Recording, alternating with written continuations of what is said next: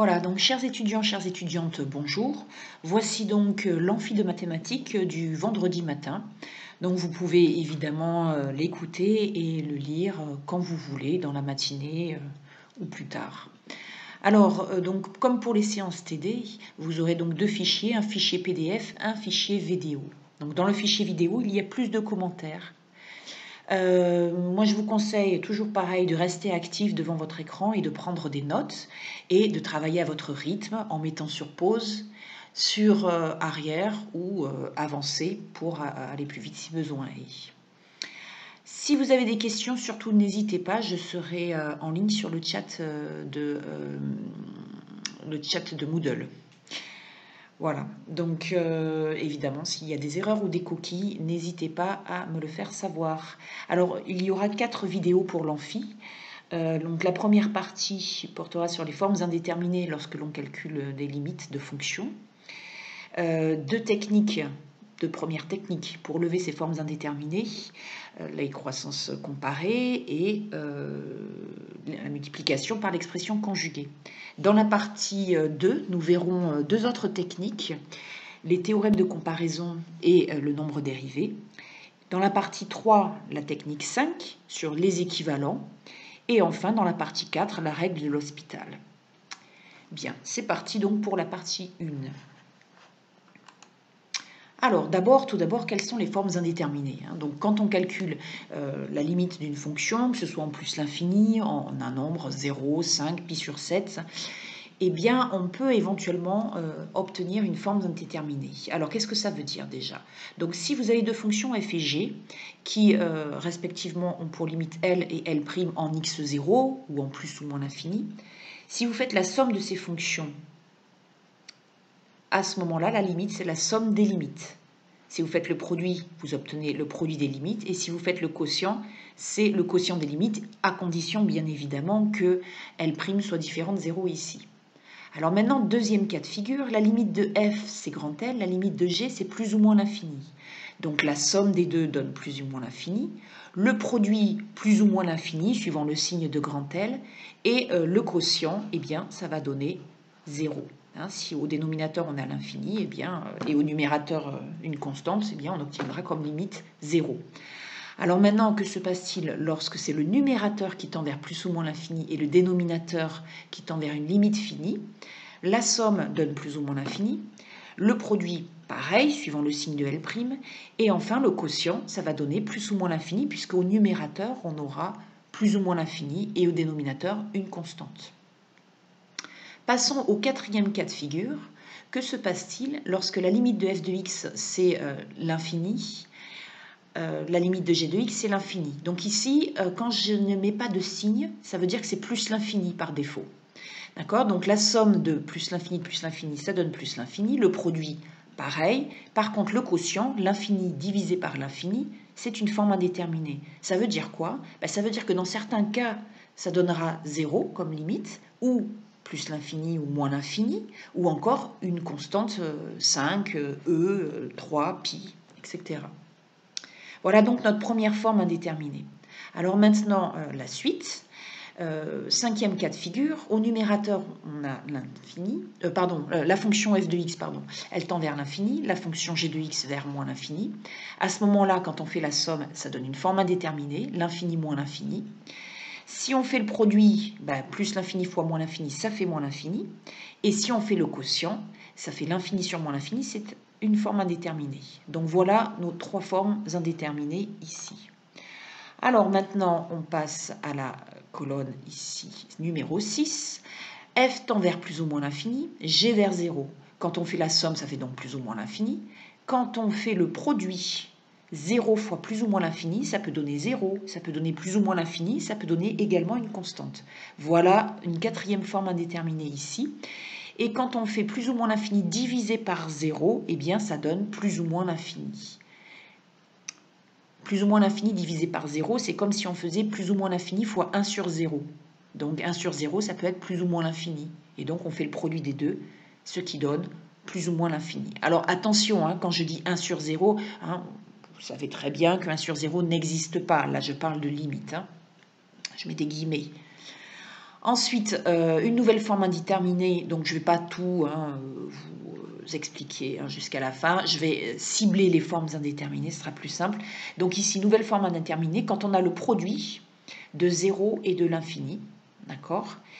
Et puis enfin, quand on a le quotient de 0 par 0, ça donne une forme indéterminée. Et alors, il ne faut pas oublier non plus les formes indéterminées avec les puissances. Ça, vous ne l'avez pas forcément vu en terminale. Grand L puissance l'infini, si on a f de x puissance g de x que f tend vers grand L et g vers l'infini, eh bien, ça donne une forme indéterminée. Quand f tend vers 0 et g tend vers 0, 0 puissance 0, c'est une forme indéterminée également. Et l'infini puissance 0 aussi. Donc à ce moment-là, comment on fait pour lever l'indéterminé dans ces cas-là? Eh bien, vous savez, on utilise la fameuse formule avec les exponentielles. Grand X puissance alpha, c'est exponentielle logarithme de grand X puissance alpha. Et le puissance alpha, vous savez qu'il peut passer comme ça en coefficient. Voilà, et donc ça permet de temps en temps de lever les formes indéterminées quand on a des puissances. Alors, c'est parti pour la première technique pour lever, lorsqu'on a une forme indéterminée, donc pour lever l'indétermination. Alors, on rappelle à nouveau les 7 cas d'indétermination, donc 0 sur 0, l'infini sur l'infini, 0 fois l'infini, l'infini moins l'infini, et les puissances. Alors, voilà un exemple, enfin 3 exemples plutôt, de formes indéterminées. Donc j'ai pris l'infini sur l'infini, qui donnent des limites différentes. D'accord? Donc par exemple, la limite en plus l'infini de 2x sur x cube, 2x tend vers l'infini, x cube aussi, donc c'est une forme indéterminée. On peut lever cette indéterminée en simplifiant la fonction. 2 sur x carré, ça donne 0. 5x8 sur 2x, pareil, le numérateur et le dénominateur tendent tous les deux vers plus l'infini, quand x tend vers l'infini bien sûr, mais on peut lever l'indéterminé en simplifiant la fonction, donc il faut y penser à ça, et la limite finale c'est plus l'infini. Dernier exemple, 7x8 sur 3x8, c'est toujours l'infini sur l'infini, quand x tend vers l'infini bien entendu, ça se simplifie et ça donne 7 tiers.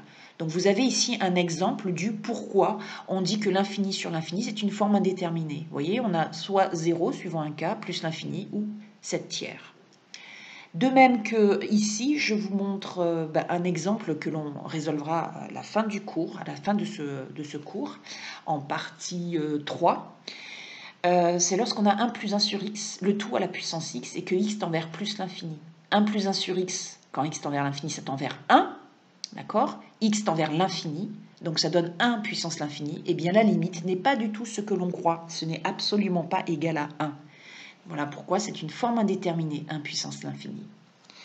Alors, allons-y. On va attaquer vraiment maintenant la première technique. Alors, la première technique, c'est la croissance comparée. Donc, on dit qu'une fonction f est négligeable devant une fonction g en x0 lorsque la limite, quand x tend vers x0 de f de x sur g de x est égale à 0. Effectivement, f est négligeable devant g, ça veut dire que g tend vers l'infini plus rapidement que f, et donc la limite c'est 0. C'est ça que ça signifie. Et ça se note, et oui, il y a une notation, f de x avec deux signes inférieurs, g de x, et sous les deux signes inférieurs, x0. On peut avoir aussi plus ou moins l'infini. Voilà, donc premier exemple, bien l'échelle de fonction ici que vous connaissez bien puisque je l'ai écrit en page 4, je l'ai écrite en page 4 de ce chapitre. Ln de x est négligeable en plus l'infini devant toute puissance de x lorsque alpha est inférieur à bêta. Voilà. Et puis toute puissance de x qui est négligeable devant exponentielle x en l'infini. Alors ce résultat, vous pouvez le comprendre graphiquement. Vous voyez ici, vous avez la représentation graphique des fonctions puissance, exponentielle, logarithme, racine cubique aussi, ou la racine carrée. Je rappelle que la racine cubique, c'est la puissance 1 tiers, la racine carrée, c'est la puissance 1 demi. Ici, on a x puissance 1, 2, 3 et exponentielle x. Donc, vous remarquez que pour les grandes valeurs de x positif, c'est-à-dire pour x supérieur à 1, c'est à partir de x supérieur à 1 qu'il faut regarder ici, quand x tend vers l'infini, donc c'est au-delà de 1, eh bien, vous allez avoir le logarithme qui est plus petit que la racine cubique de x, plus petit que la racine carrée de x, plus petit que x, plus petit que x carré, plus petit que x cube et plus petit que exponentielle x. D'où l'échelle ici des fonctions. Revenons donc à la technique de croissance comparée. Donc, page 30, vous avez un exemple. Donc, on vous demande de calculer la limite quand x tend vers plus l'infini de f de x. Alors, vous voyez ici que nous avons une forme indéterminée, puisque x exponentielle x tend vers plus l'infini, x carré vers l'infini, donc ça donne l'infini moins l'infini. Pour lever l'indéterminé, ça vous l'avez vu en terminale, vous factorisez par le terme, on dit le terme prédominant. X exponentielle x domine x carré, parce que x carré c'est x fois x, et x est dominé par exponentielle x. Donc, quand on factorise, ça donne 1, moins x carré sur x exponentielle x. On simplifie par x, et donc, ça donne x sur exponentielle x. D'accord? Donc là, tac, on simplifie par x. Et x sur exponentielle x, eh bien, comme on sait que x est négligeable devant exponentielle x en plus l'infini, ça veut dire qu'exponentielle x va tendre vers l'infini plus rapidement que x, et donc la limite c'est 0. Donc on obtient 1 dans la parenthèse, 1 fois l'infini qui donne plus l'infini. Deuxième exemple.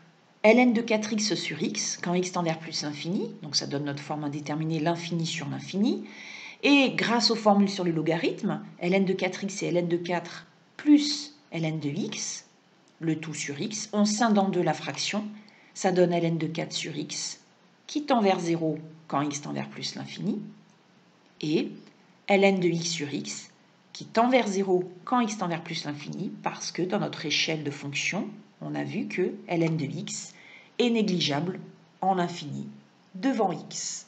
Voilà, si vous voulez, vous pouvez mettre sur pause pour réfléchir, pour prendre des notes aussi, parce que je vous ai dit c'est important pour assimiler de prendre des notes. Et puis après, vous reprenez la lecture. Moi, je continue.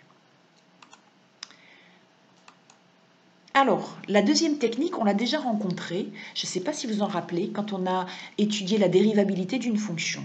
C'est la technique de l'expression conjuguée. Par exemple, on veut calculer la limite quand x tend vers 0 de racine carrée de 1 plus x carré moins 1, le tout sur x. Alors, en fait, la technique de l'expression conjuguée repose sur l'identité remarquable que vous connaissez bien, n'est-ce pas? A moins b, facteur de a plus b, est égal à a carré moins b carré. Donc ici, on va prendre le numérateur, c'est la racine carrée qui nous embête. Donc on va multiplier par l'expression conjuguée du numérateur. On a un moins, on va avoir un plus. Le fait d'avoir moins et plus va nous permettre d'utiliser l'identité remarquable, et grâce à ça, on va obtenir la racine carrée au carré, elle va partir. Et donc, on va pouvoir après simplifier par 1, d'accord? Donc, on a a moins b, facteur de a plus b, qui fait a carré, sans la racine, moins 1 au carré qui fait 1. Au dénominateur, qu'est-ce qui se passe? Au dénominateur, on ne fait surtout rien. On ne développe pas. Ça, c'est important. Je vous l'ai dit depuis le début de l'année, moins on développe, mieux on se porte. En mathématiques, souvent, c'est la factorisation qui nous permet de résoudre un exercice. Je ne vais pas généraliser non plus, mais on sera bien à même de développer s'il le faut par la suite. Donc ici, regardez bien, effectivement, on a bien fait de ne pas développer. Parce que là, on a x carré sur x. Donc on peut simplifier par x. Et on obtient x sur racine carrée de 1 plus x carré plus 1. Et quand x tend vers 0, eh bien on n'a plus de forme indéterminée. Parce qu'au numérateur, on a 0 sur, ça va faire 1 plus 1, donc 0 sur 2, ça fait 0. Et on a levé l'indéterminé. Deuxième exemple. Racine carrée de x carré plus 3x moins 3, moins x sur x moins 1, et attention, cette fois-ci, c'est la limite quand x tend vers 1. Faites attention, on ne calcule pas toujours des limites en 0 et en plus l'infini. Donc ici, il s'agit bien d'une forme indéterminée, il faut le vérifier quand même parce que sinon, ce n'est pas la peine de s'embêter à utiliser toutes ces techniques. Donc là, effectivement, ça fait bien 1 moins 1 sur 1 moins 1, 0 sur 0, donc c'est une forme indéterminée. Alors, pour lever la forme indéterminée, donc on va multiplier par l'expression conjuguée de ici, le numérateur, parce que c'est lui qui a la racine carrée. Il aurait pu être au dénominateur, la racine carrée, et à ce moment-là, on utilisait la même technique. Bon, là, c'est au numérateur, donc on va multiplier par racine plus, d'accord? Voilà. Et donc, on divise évidemment par la même expression. Donc, ça fait a moins b, facteur de a plus b, ça fait a carré moins, oups, il y a une erreur là, moins b carré, d'accord? Et donc ici, on n'a plus qu'à simplifier par les x carrés, et on a donc 3x moins 3 sur le dénominateur qu'on n'a absolument pas développé, on a laissé factoriser, et c'est heureux, parce que comme ça, on peut simplifier par x moins 1 en haut et en bas. On a ici vu qu'on pouvait factoriser par 3, toujours prendre du recul, bien observer. Donc maintenant, il ne reste plus qu'à calculer la limite quand x tend vers 1, en espérant que la forme est levée, la forme indéterminée est levée. Ben oui, l'indétermination est levée. 3 au numérateur, ici on calcule, ça fait 1 plus 3 moins 3, donc ça fait 1. Racine de 1 plus 1, ça fait 2, donc 3 demi. Voilà la limite qu'il fallait trouver. Alors, maintenant, nous passons à la partie 2. Donc, je vais arrêter ici la vidéo et je vous dis à bientôt.